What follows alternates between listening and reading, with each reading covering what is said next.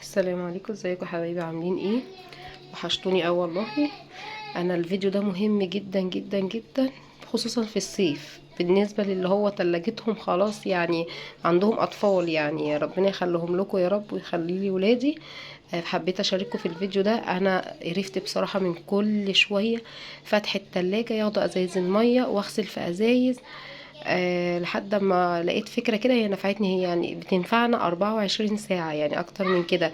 لأن في ناس ما عندهاش الكولدير اللي هو بتاع الأزايز يخليلك تحطي القارورة وتنزلك المية ساقعة وكده، يعني أغلبية الناس ما بيبقاش عندها الكولمان دوت اللي هو أبو حنفية سخن وبارد دوت.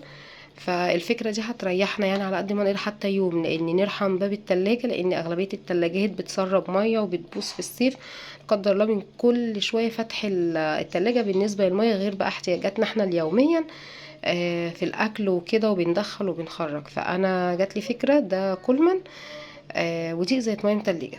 انا كل 24 ساعة يعني بغير، يعني بحط الصبح اول ما بصحى من النوم افضي المية. يعني انا كده هطلعه معاكم. بصوا بقى انا بعمل فيه ايه، انا بملى الميه، ودي ازاز، بصوا ساحت ازاي. بصوا دي ازازه اللي كان متوفر عندي، اللي كان متجمد يعني.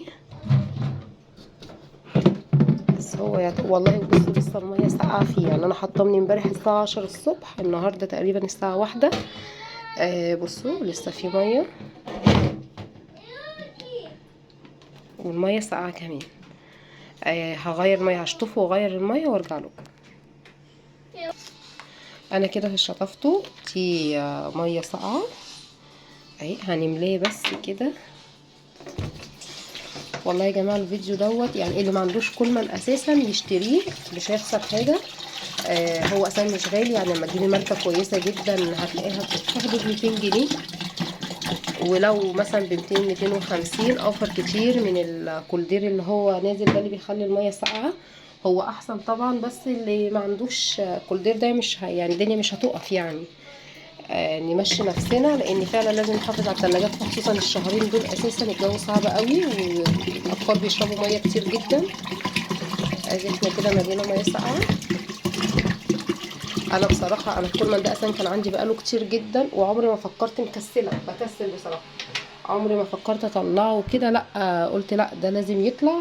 ولاني ايه التلج كنت انا سام بتلج كيس ميه واحطه في التلاجة، فلما تحطوا التلجة عموما تنزل كده في الميه على طول بتسيح بسرعه جدا، والميه بتسخن.